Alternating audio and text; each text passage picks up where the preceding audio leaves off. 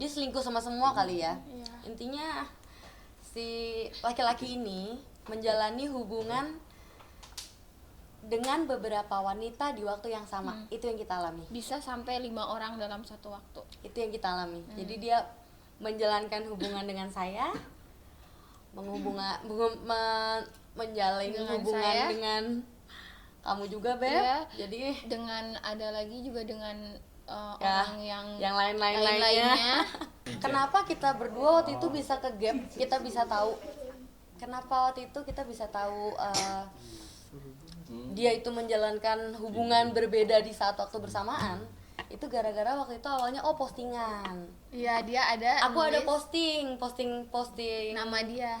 Jadi Obat atas nama obat. dia. Jadi aku waktu itu lagi sakit mah subuh-subuh.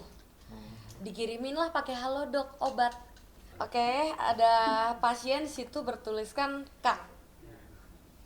Lalu kamu komen ya, Beb ya. Itu kenapa ada cowok gue di situ namanya gitu kan. Lalu aku bertanya, "Hah? Cowok lo?" Disitulah awalnya kita berantem. Gitu. Dan kamu paksa juga dia nggak pernah ngaku kan. Dia nggak pernah ngaku. Kita dirugikan secara materi, Waktu sih. fisik, mental juga. Kalau- Kamu pernah nangis-nangis juga Ya, kan. kalau aku sih waktu, karena 3 tahun itu waktu yang sangat-sangat lama. Dan kalau 3 tahun itu aku nggak jalan sama dia, mungkin aku sekarang sudah married. Terima kasih loh sudah memutarbalikkan fakta dan mengadu domba. Dan sekarang saya senang sekali bisa berteman dengan Dokter Siska. Bang Pitra, Ternyata dia perempuan dengan hati yang baik, yang nggak seperti selama ini dia fitnah-fitnah. Yang pastinya saya bukan fitnah ya, tapi berdasarkan ini ada testimoni juga. Tadi juga kan ada rekaman dari percakapan saya dengan salah satu selingkuhannya yang diminta melaporkan saya dengan tujuan uang untuk diduga ada tindakan pemerasan. Gitu. Jadi di sini sudah paham ya, mudah-mudahan hal ini tidak ada korban lagi yang selanjutnya berjatuhan. Kalau saya betul-betul dijatuhkan gitu, saya ketika dijatuhkan otomatis harus saya fight dong gitu kan. Di sini kan dia tidak mengakui sama sekali, dia tidak lelaki sejati gitu. Jadi seolah-olah itu yang dia melempar ke saya juga dibilangnya melambung gitu kan, karena memang yang dia melempar tas itu tidak terekam di video. Itu kan awal kejadian. So adiknya itu merekam tuh tidak dari awal kejadian. Jadi jangan mentang-mentang tidak tervideo kejadian kamu menganiaya aku seolah-olah itu tidak terjadi. Polisi punya metode sendiri. Inilah yang harus ditekankan. Dia mulai menyebarkan video seolah-olah saya seorang diri yang ibaratnya itu menganiaya dia, padahal di sini itu justru karena dia mencekik saya, melempar dengan barang berat yang membuat saya di sini bengkak sampai sakit, dan itu pun sembuhnya 2 bulan karena adanya kontusio otot. Itu di situ kan sebetulnya besoknya itu ketika setelah kejadian kan ada babak belur yang menemukan itu perawat saya. Saya nggak sadar ada biru. Saya kenal itu kurang lebih 5 tahun yang lalu. Saya pacaran sama dia 3 tahun yang lalu. Dan seberapa sering Dan tinggal bareng kan Tinggal bareng 1 tahun. Di tempat dia apa di tempat kumpul kebo beb. Tinggal bareng 1 tahun. Tinggal bareng 1 tahun. Kalau emang saya melakukan, ya saya melakukan. Tidak, ya tidak. Kalau saya salah, saya minta maaf. Kalau saya tidak salah, saya harus minta maaf untuk apa? Saya orang yang open minded. Saya ya saya. Ya. Mau masyarakat penghujat, mau masyarakat menghina saya nggak terlalu memikirkan itu sih ya.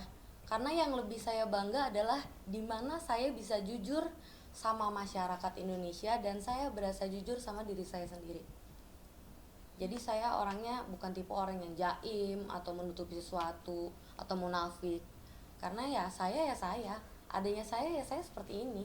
Kalau yang kemarin untuk kasus aku, dia menawar untuk meminta Tata melaporkan aku karena kita kan pernah ribut, jadi adalah mungkin hal-hal yang aku singgung kamu lewat sosial media.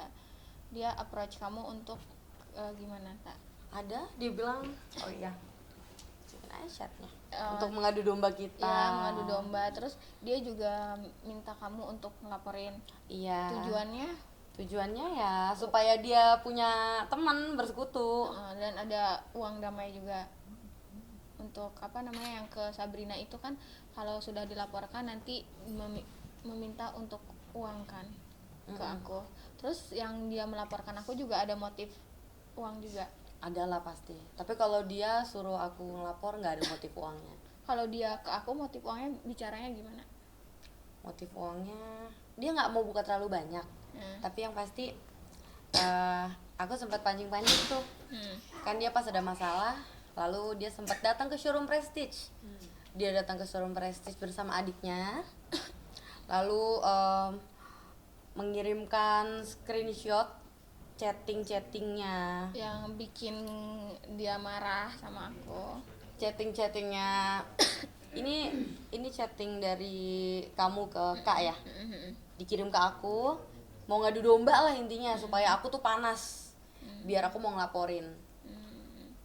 Tapi aku masih kayak, oh sekarang tuh saya lagi dalam masalah hukum, jadi buat apa nambah-nambah masalah gitu kan. Makanya saya masih kayak, oh iya ya ntar deh, saya juga nggak mau percaya satu pihak. Karena selama ini dia tidak pernah mengaku ketika dia melakukan kekerasan kepada saya. Kalau itu sih sebenarnya simple hal, dia memang selingkuh aja nggak pernah ngaku ya. Mau Nggak ketahuan sampai ini orangnya datang aja ke tempat aku, kamu selingkuh ya sama Tata, dia nggak ngaku, dia nggak ada minta Bukti-buktinya sampai maaf. aku kasih loh. Iya, dia nggak ngaku. Dia bilang dia mau bikin kita putus aja, ya udah kamu mau terima apa mau lanjut, dan dia nggak ada kata maaf. Termasuk ketika saya babak belur daerah sini, dia bilang saya melukai sendiri. Gimana caranya melukai sendiri daerah punggung? Aku begini susah. Itu kan karena dilempar, dan dia bilang melempar melambung, dikira serve tenis melambung. Dia melempar, tidak ada melambung. Jadi kalau misalnya mau ngarang, tolonglah yang sedikit pintar. Kalau pihak kepolisian itu tidak perlu sebenarnya pengakuan dari tersangka, yang pasti kan bukti petunjuk, kemudian dari keterangan ahli, dan dari pemeriksaan visum. Itu nanti juga akan ada saya klarifikasi hal lainnya mengenai visum. Dan kalau dia ini kan orangnya ini, maaf ya, dia sok ahli hukum, sok ahli medis gitu. Kalau saya berbicara medis, saya dokter. Tapi kalau dia bukan dokter, bicaranya so ahli medis. Dia bukan lawyer, bicaranya so ahli hukum. Kalau saya berbicara medis, wajar, saya seorang dokter. Niat saya dan Tata itu baik. Jangan kalian pikir kita ini mau menjatuhkan, membuka aib. Dan kalau tadi kan masalah Tata tinggal bareng ini itu, karena dia ini memang orangnya apa adanya. Oke, secara undang-undang tentu kami mau melakukan upaya dalam hal ini untuk meminta perlindungan kepada LPSK untuk memberikan perlindungan kepada Pak Kevin. Berdasarkan bukti yang kami miliki, Pak Kevin adalah korban dari penganiayaan yang terjadi yang sudah kami adukan di Polres Bogor. Oleh karena itu, mengingat laporan di Pak Kadip Propam Mabes Polri sudah kami lakukan, alangkah lebih baiknya lagi LPSK juga mendapatkan tembusan dari kedua surat kepada Pak Kapolri dan Kadip Propam berikut dengan kami memberikan laporan atau pengaduan perlindungan terhadap Pak Kevin sebagai korban. Kalau menurut saya laporan ke LPSK silahkan gitu kan ya, tapi di sana pun lembaga nasional ini dia akan lebih objektif dilihat dari fakta medisnya, karena LPSK itu melindungi korban, terutama perempuan, penganiayaan yang menyebabkan mentalitas kita ini, dan pastinya ada assessment karena saya sudah melalui itu semua. Saya sudah melaporkan tentang kasus saya ke LPSK ini dari Agustus. Tanggal 26 Agustus aja saya sudah mendapatkan tanggapan. Kalau saya lapor sesuatu itu nggak harus selalu banyak bicara. Itu kan saya melaporkan itu tidak perlu di undang-undang media, karena sebenarnya saya nggak butuh yang begitu-begitu gitu loh. Jadi intinya ketika saya melaporkan, ya saya lapor, tidak perlu diumbar-umbar. Saya ke LPSK ini sudah dari Agustus, ini 26 Agustus aja sudah ada jawaban. Jadi pihak LPSK sendiri pun sudah, saya mengajukan permohonan itu sudah lama dan mereka pun sudah memberikan respon yang baik, dan pihak LPSK pun sudah ke Polres Bogor. Mereka sudah melihat fakta-fakta medis yang ada di unit 1, di unit 4 yang kita saling lapor. Mereka sudah melihat, pihak LPSK itu sudah mengetahui fakta-fakta hukum dan fakta-fakta medis yang ada di sana gitu. Jadi mereka tahu bagaimana yang sebenar-benarnya.